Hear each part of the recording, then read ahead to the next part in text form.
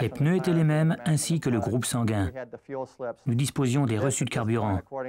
À cette étape-ci, selon le procureur de l'État, nous en avions assez pour obtenir un mandat nous autorisant à fouiller le camion du suspect et peut-être même avoir des échantillons de son sang et de ses cheveux pour comparer son code génétique. On retrouve le corps d'une jeune fille dans la neige au bord d'une autoroute. Cette adolescente aurait pu être l'enfant de n'importe qui. Elle a subi des tortures qu'aucun être humain ne devrait jamais connaître au cours de sa vie. Puis finalement, elle s'est retrouvée dans une petite ville de Pennsylvanie où personne ne la connaissait. Si seulement elle avait été encore en vie, elle aurait vu à quel point des gens tenaient assez à elle pour veiller à ce qu'on lui rende justice.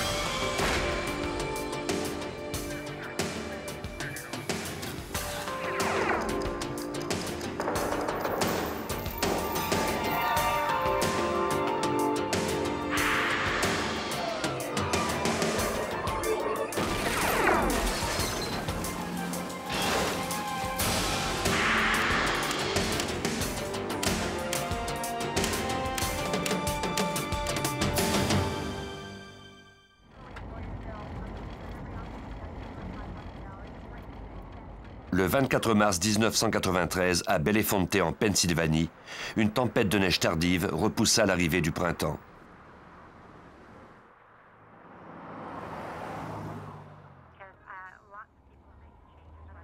Un automobiliste se rendait au travail sur une route bordée de neige. Quelque chose au bord de la route capta son attention.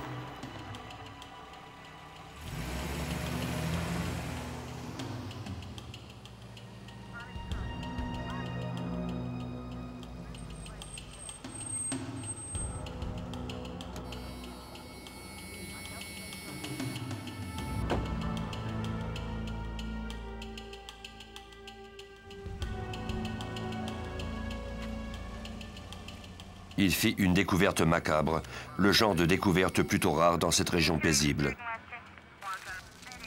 On dépêcha immédiatement des agents de la police d'État sur les lieux. Le corps d'une jeune femme avait été abandonné dans la neige près du croisement de deux autoroutes.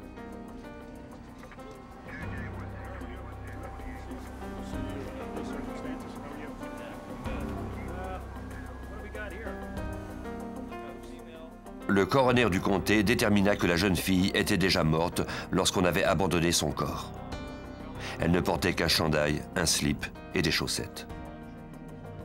Elle était adolescente, de l'âge d'une jeune fille du secondaire ou du collège.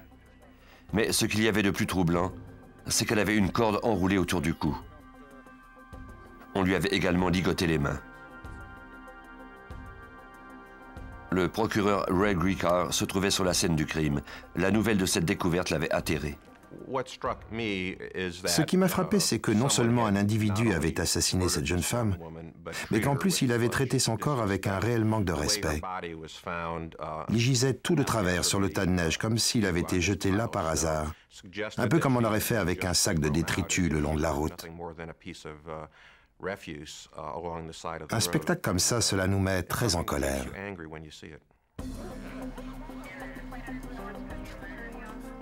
On recueillit le corps en vue d'une autopsie. Bientôt, la nouvelle du meurtre se propagea dans la population de 7000 habitants de Bellefonte. C'était le premier homicide en 13 ans. Comme le procureur Ray Ricard, la population était révoltée et en état de choc. L'agent du FBI, Randy Koik, vivait lui aussi à Bellefonte. Il se préoccupa de cette affaire bien avant que le FBI ne s'implique dans l'enquête. On appelle ce secteur la vallée du bonheur. C'est l'endroit idéal pour élever des enfants. Cela fait 12 ans que je vis ici. Ce genre de crime n'arrive jamais. Le fait qu'on y ait jeté le corps de cette jeune fille a profondément troublé les gens de la région. Ils craignaient aussi que le meurtrier ne se trouve parmi eux. Les détectives se mirent à la recherche d'indices pour identifier la victime. Ils ne trouvèrent ni sac à main ni porte-monnaie. Il n'y avait presque rien. Je me rappelle avoir dit au détective Madden ce matin-là qu'il serait très chanceux s'il finissait par identifier la jeune fille, et encore bien davantage s'il pouvait retrouver le meurtrier. Le détective Madden de la police d'État de Pennsylvanie dirigeait cette enquête. Il y avait comme un creux dans la neige d'environ 15 cm à l'endroit où le corps avait été abandonné. Il semblait avoir été jeté d'un camion sur l'accotement enneigé. Madden en déduisit que le véhicule était un camion dont la cabine était assez élevée du sol. Les traces de pneus qu'il remarqua ensuite confirmèrent son hypothèse. Elles étaient doubles et avaient sans doute été laissées par les roues arrière d'un semi-remorque. Un technicien effectua des moulages de l'empreinte de pneus qu'il envoya ensuite au laboratoire judiciaire de la police de Pennsylvanie. Les experts tenteraient ensuite d'identifier la marque des pneus et de trouver des caractéristiques uniques. Si la police trouvait un suspect et que les pneus de son véhicule correspondaient aux marques, on pourrait ainsi établir un lien entre lui et la scène du crime. Les agents se dispersèrent pour trouver d'autres indices. Ils ratissèrent les champs qui se trouvaient à proximité, ainsi que le terrain de l'Université de Pennsylvanie. Malheureusement, leurs recherches furent vaines. Le corps de la jeune fille fut envoyé à l'hôpital Lehigh à Bethléem, où le coroner Mahalakis l'autopsia sous la supervision du détective Madden.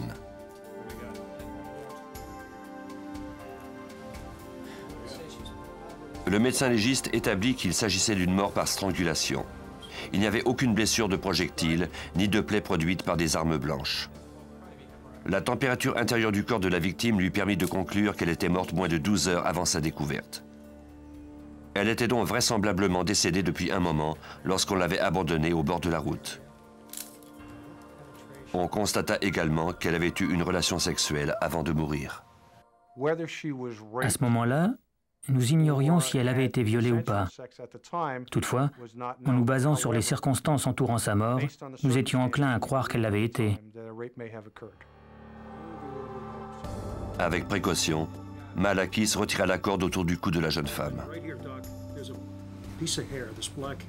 Sous le nœud, il trouva un cheveu noir qui ne provenait pas de la victime puisqu'elle était blonde.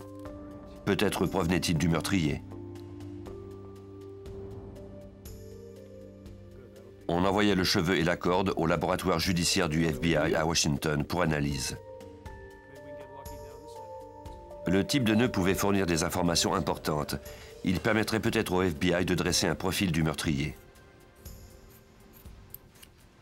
L'indice le plus prometteur se trouvait cependant dans la main gauche de la victime. Il semblait y avoir quelque chose d'écrit à l'intérieur de sa main. Il y avait des chiffres à moitié effacés sur la paume de sa main gauche. Ils avaient été écrits avec de l'encre et semblaient être là depuis un bon bout de temps, car ils étaient pâles et à peine lisibles. Bill et moi-même croyons qu'ils nous aideraient peut-être à découvrir l'identité de la jeune fille. L'écriture était indéchiffrable. Cela ressemblait cependant à des chiffres. L'agent Cohick demanda à des experts du laboratoire du FBI d'améliorer la définition de l'écriture. Nous avons cru qu'on pourrait peut-être rendre les chiffres plus nets au laboratoire du FBI à Washington. Nous avons donc prélevé la peau de la main gauche et nous l'avons envoyée au laboratoire judiciaire du FBI. On prit les empreintes digitales de la victime afin de les comparer à celles des personnes disparues. Mais les recherches ne donnèrent rien de concluant. Nous avons inséré ces empreintes dans le système EFIS, qui est, en fait, le système national d'empreintes digitales. Mais les résultats étaient négatifs. Nous avons également effectué des vérifications à l'aide des caractéristiques physiques de la victime, mais nous n'avons pas eu plus de chance. La victime ne correspondait à aucune des personnes disparues.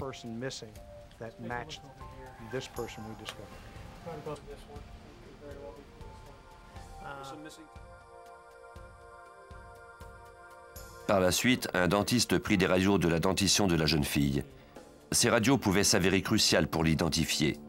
Dès qu'on disposerait d'un nom, on pourrait comparer les radios à celles de son dossier dentaire et vérifier s'il s'agissait bien d'elle. Mais d'abord, on devait tenter de la faire identifier par quelqu'un qui l'avait connue de son vivant. Lui rendre son apparence d'origine risquait d'être difficile après l'autopsie. Il fallait d'abord fermer les incisions pratiquées lors des radiographies et cacher les contusions.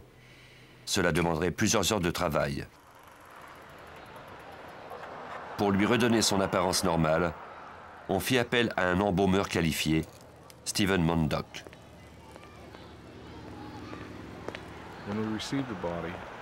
En recevant son corps, nous avons constaté qu'elle avait traversé une rude épreuve.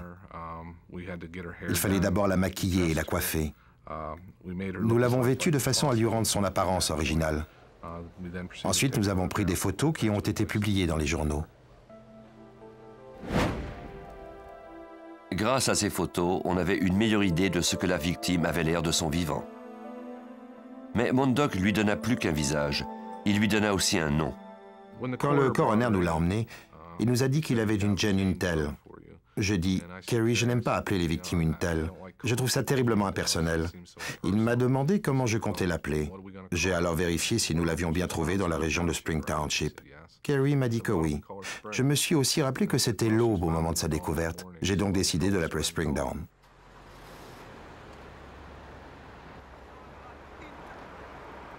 Le travail acharné de Mondock fournit aux détectives un point de départ. Ils montrèrent la photo de la jeune femme à des dizaines de camionneurs dans des restoroutes, des relais et des stations d'essence. Son jeune visage semblait familier à de nombreux camionneurs. Malheureusement, les policiers n'obtinrent pas de piste. Des avis publiés dans les journaux locaux et des feuilles distribuées parmi la population fournirent également des pistes, mais chacune d'elles se terminait dans une impasse. Vers la fin avril, soit environ un mois après la découverte du corps d'une jeune femme en Pennsylvanie, le laboratoire judiciaire du FBI se mit en contact avec le détective Madden. Les experts qui avaient analysé l'écriture sur la paume de sa main gauche croyaient que les chiffres étaient en fait un numéro de téléphone de Floride. Madden découvrit par la suite que cette ligne de téléphone avait été débranchée. Il se demanda alors si les experts n'avaient pas fait erreur dans leur lecture du code régional. Ça ne semblait pas être une piste prometteuse. La victime avait le teint pâle. Elle semblait plutôt provenir d'une région tempérée, c'est-à-dire un secteur semblable à celui où nous habitons. Mais quel secteur? C'était la question que nous nous posions. Madden était porté à croire qu'elle venait du nord ou de l'ouest de la Pennsylvanie, sans doute dans un rayon de 12 heures de route de l'endroit où son corps avait été trouvé. Le détective s'aperçut alors qu'il y avait non pas un numéro de téléphone dans la main de la jeune fille, mais bien deux. Il nota ensuite toutes les villes se trouvant dans un rayon de 12 heures, dont les premiers chiffres correspondaient à ceux qu'elle avait notés dans le creux de sa main. Madden et Coic envoyèrent ensuite les séries de chiffres, les photos et la description de la jeune femme aux services de police de ces secteurs et des États dont il faisait partie.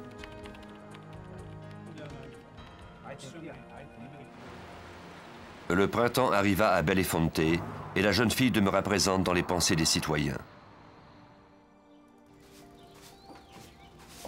Son histoire les touchait, en particulier Madden et Coic. Ses collègues et amis de longue date ne pouvaient pas s'empêcher de penser à sa mort tragique. Ils s'acharnèrent sur cette enquête, travaillant même en surtemps pour tenter de la résoudre.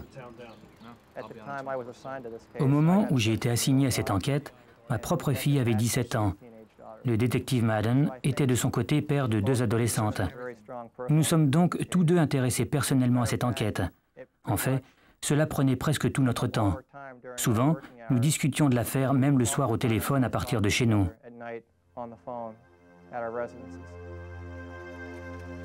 Lorsque Stephen Mondock prépara le corps pour l'enterrement, le soutien de la population fut encore plus grand.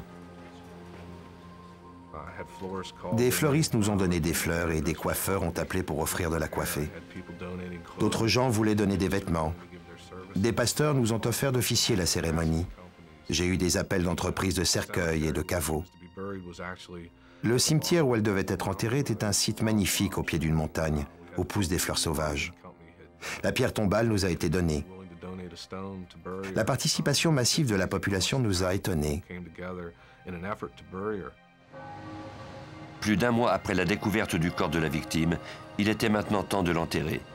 Non seulement la population voulait mettre cette tragédie derrière elle, mais de plus le corps ne pouvait plus être conservé très longtemps.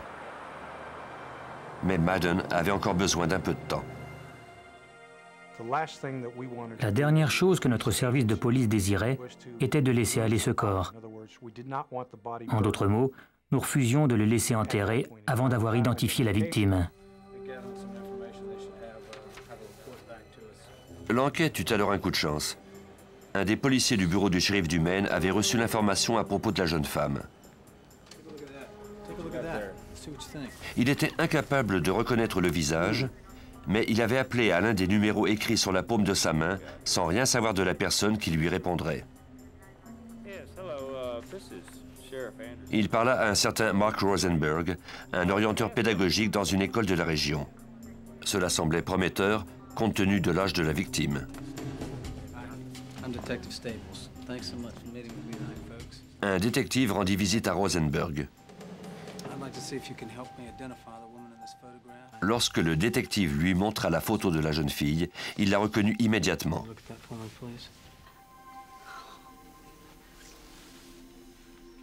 Son nom avait déjà une sonorité familière. Elle s'appelait Dawn. Dawn Murray Birnbaum.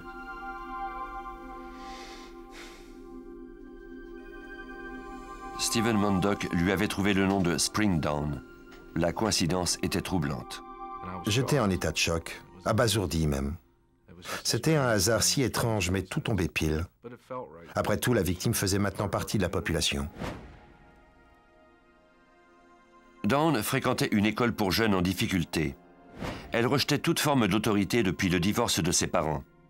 En Indiana, où sa mère vivait encore, elle avait vécu dans des dizaines de foyers d'où elle fuguait la plupart du temps. Mais à cette école spécialisée, elle avait enfin trouvé quelqu'un en qui elle pouvait avoir confiance, son orienteur, M. Rosenberg. Au cours de la conversation téléphonique entre M. Rosenberg et Dawn, la standardiste interrompait la conversation sans arrêt pour dire à Dawn d'insérer de nouvelles pièces de monnaie. Comme le minutage autorisé approchait de sa limite, Rosenberg a demandé à Dawn de le rappeler pour lui dire qu'elle était en sécurité. Elle lui a promis de le faire. Il lui a alors donné son numéro de téléphone privé qu'elle a noté sur la paume de sa main. Elle voulait le rappeler, mais elle n'en a pas eu la chance. L'école fit parvenir le dossier dentaire de Dawn à la police de Pennsylvanie, où les dentistes judiciaires comparèrent les radios à celles prises à la morgue. Les résultats furent positifs. C'était un point tournant de l'enquête. Le FBI a alors classé l'affaire dans la catégorie des enquêtes d'enlèvement. Cette jeune fille, trouvée au cœur de la Pennsylvanie sur un banc de neige, se trouvait dans l'État du Maine quelques jours plus tôt. C'était donc une enquête qui impliquait plusieurs États.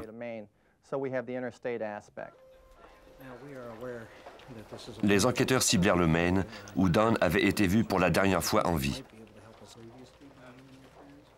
Des agents de la police d'État du Maine interrogèrent les amis de Dawn, notamment Heidi Hansen. Heidi leur apprit que l'année précédente, Dawn avait voyagé en stop avec un camionneur et qu'elle était partie de nouveau avec l'intention de le rejoindre. L'année précédente, Dawn et Mandy Gray, une autre de ses amies, avaient fait une fugue avec un camionneur du nom de John Hoffpower. Ils avaient déposé Mandy chez elle, en Géorgie, et poursuivi leur route.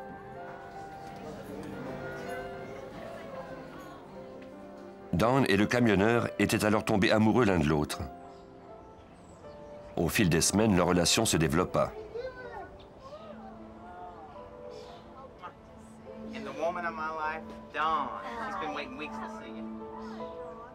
Hoffpower avait même emmené Dawn chez lui pour la présenter à sa grand-mère. Ils avaient continué de voyager ensemble un peu partout selon les itinéraires de travail de Hoffpower. Personne ne savait exactement où ils étaient allés ou ce qu'ils avaient pu faire, mais Dawn parlait toujours affectueusement de Hoffpower.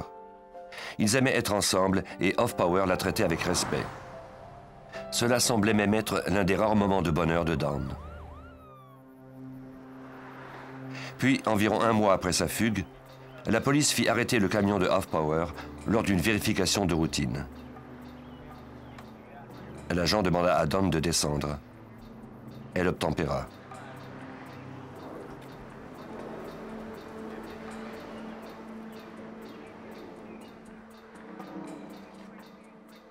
En introduisant son numéro de permis dans la base de données, l'agent obtint un avis de personne disparue qui provenait de son école. L'agent demanda à Dawn de l'accompagner, mais quand il tenta de la séparer de Hoffpower, elle le supplia de laisser tomber. L'agent refusa.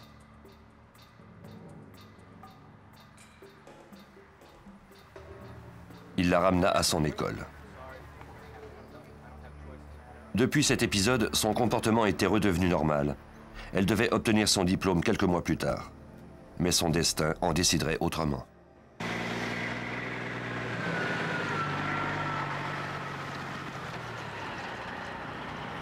Il semble bien qu'Hoffpower était toujours amoureux d'elle, et peut-être même elle aussi de lui. Elle ne l'avait pas revu depuis leur escapade, mais il avait tenté à maintes reprises de lui rendre visite à l'école.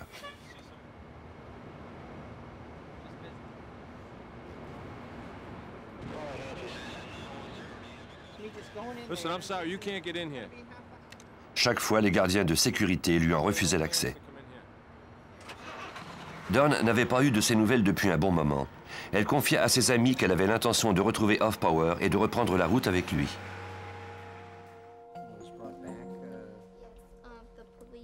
Au cours de la soirée du dimanche 21 mars, soit 3 jours avant qu'on la retrouve morte, Dawn sortit furtivement d'un cinéma. Elle dit à son amie Heidi qu'elle comptait se rendre jusqu'au relais de camionneurs de Dysart à Bangor, dans le Maine, où elle espérait rencontrer Hoffpower. Hoffpower était maintenant le suspect principal puisque la victime devait le rencontrer. L'agent Cohick tenta de le retracer. Apparemment, il vivait au Mississippi.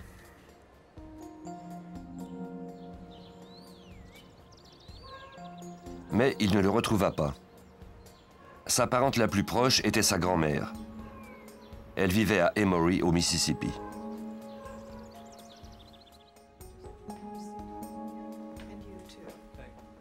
Elle accueillit les policiers chez elle. Elle avait élevé Hoffpower comme si c'était son propre fils.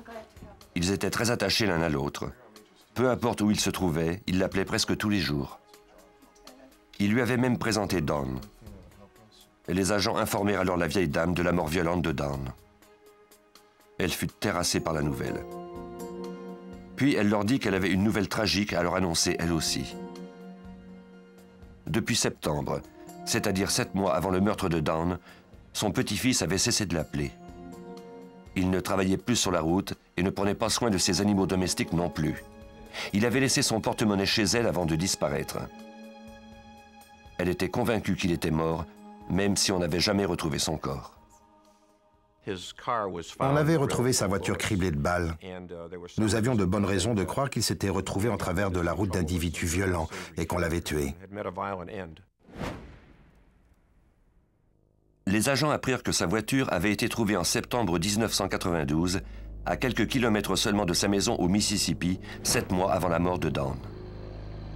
Par un étrange hasard, la disparition de Hoffpower avait conduit à la mort de Dawn. Si Hoffpower s'était trouvé au relais de Dysart, Dawn serait encore en vie. Leur liaison semblait marquée par le destin et elle se termina par une double tragédie.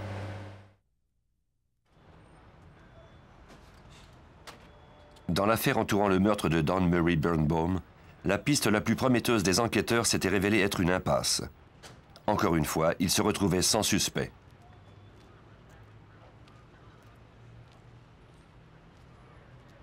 Suite à une information donnée par une amie de Dawn, l'agent Cohick et le détective Madden se rendirent au relais de camionneurs de Dysart, où Dawn prévoyait se rendre.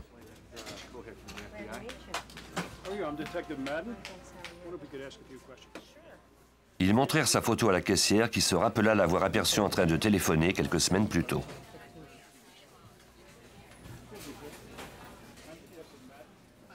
De toute évidence, c'était de cet endroit que Dawn avait effectué ses derniers appels. Le guichet de la caissière où les camionneurs réglaient leurs notes de carburant n'était qu'à 5 mètres des téléphones publics d'où Dawn téléphonait chez elle et à son école. Il n'était pas difficile d'imaginer qu'elle ait effectivement pu rencontrer un camionneur à cet endroit. L'agent Cohick obtint un mandat d'un grand jury fédéral pour qu'on lui remette les relevés téléphoniques. Les gens que Dawn avait appelés sauraient peut-être où elle prévoyait aller et avec qui elle était partie. Les relevés indiquaient que Don avait appelé son orienteur pédagogique, Mark Rosenberg. On constata également qu'elle avait appelé d'autres amis. Son dernier appel semblait être celui fait à Mandy Gray à 10 h du matin. Mandy était l'amie qui avait voyagé avec Don et Off Power l'année précédente. Un agent de l'État rendit visite à Mandy chez elle en Géorgie. Elle lui confirma que Don l'avait bien appelé du relais de camionneurs de Dysart. Elle s'était rendue là avec un routier sympathique qui, à l'arrivée au relais, lui avait même donné de l'argent pour qu'elle puisse manger. Mandy déclara que son amie était déçue de ne pas trouver Off Power au relais. Elle ne savait pas à qui s'adresser ni où aller. Si elle se rendait en Indiana où sa mère vivait, elle craignait que les autorités ne se mettent à sa recherche. À partir de la conversation entre Don et son ami en Géorgie, le détective Madden et moi-même en avons déduit qu'elle avait sans doute trouvé un camionneur au relais de Dysart. À ce stade-ci, notre meilleure option était de tenter d'identifier qui avait pu s'arrêter là au cours de ces quelques jours. J'ai alors obtenu le mandat d'un grand jury m'autorisant à examiner tous les reçus de vente de ce relais au cours des 4 jours qui encadraient le moment où Don avait été vu là pour la dernière fois. Pendant ce temps, le détective Madden obtint les reçus des 3 autres relais les plus près de l'endroit où le corps de Don avait été découvert en Pennsylvanie. Il espérait que la personne qui avait conduit Don avait acheté du carburant aux 2 endroits. C'était possible, même si c'était peu probable. La distance entre Bangor et Bellefonte n'est que de 1000 km. Le réservoir à essence d'un poids lourd peut facilement lui permettre de parcourir plus de 2400 km. Même si les chances de Cohic et Madden étaient minces, ils commencèrent tout de même la fastidieuse tâche d'examiner les milliers de reçus de carburant un à un. Au cours des 4 semaines suivantes, j'ai compilé les reçus du Maine et de la Pennsylvanie et je me suis retrouvé avec 2 listes séparées. Je les ai ensuite comparées ensemble et j'ai remarqué qu'un seul nom se retrouvait sur les 2 listes qui en totalisaient pourtant plusieurs milliers. Le nom du camionneur était James Robert Cruz. Ce dernier avait acheté du carburant le 22 mars au relais de camionneurs de Dysart, au moment même où Don parlait au téléphone à seulement 5 mètres de là. 3 jours plus tard, il avait refait le plein à Milesburg, en Pennsylvanie, quelques heures avant la découverte du corps de Don dans le même secteur. C'était capital pour notre enquête. Ce suspect se trouvait à Bangor au même moment que Don et il était au centre de la Pennsylvanie, à peu près au moment où son corps a été retrouvé. Les reçus indiquaient que James Robert Cruz travaillait pour une entreprise de camionnage de l'Ohio. Suite à l'appel de l'agent Cohic, le gérant vérifia les achats effectués par carte de crédit. Cruz conduisait le camion numéro 44 et son itinéraire n'était pas en conflit avec les faits entourant le meurtre. J'ai vérifié ses antécédents criminels pour découvrir que son dossier était plutôt chargé. Lors de son service militaire, il a été jugé coupable de tentative de meurtre par strangulation et il a purgé sa sentence pour ce crime à Fort Leavenworth.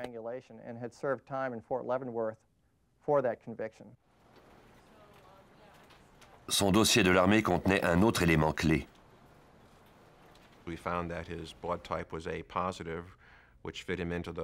Son groupe sanguin était A positif, le même que celui de l'individu qui avait laissé du sperme sur le corps de Don. Les enquêteurs semblaient refermer inexorablement le filet autour de leur suspect. Il ne nous restait plus qu'un seul élément pour tenter de déterminer s'il était responsable de ce meurtre. Nous devions examiner les pneus de son camion.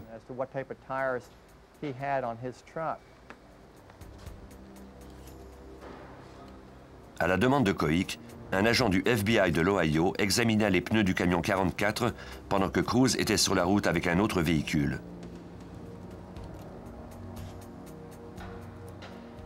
Les pneus étaient des Michelin, modèle XD1 à profil bas, un modèle plutôt rare. Au laboratoire d'État de la Pennsylvanie, un expert chercha les caractéristiques communes entre ce pneu et le moulage de l'empreinte prise près du corps de Don. Il compara le moulage aux photographies détaillées de son guide de référence.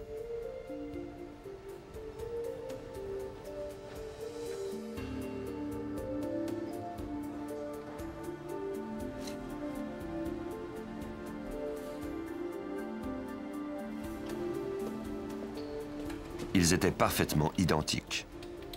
C'était un indice incriminant de plus. Les pneus étaient les mêmes, ainsi que le groupe sanguin. Nous disposions des reçus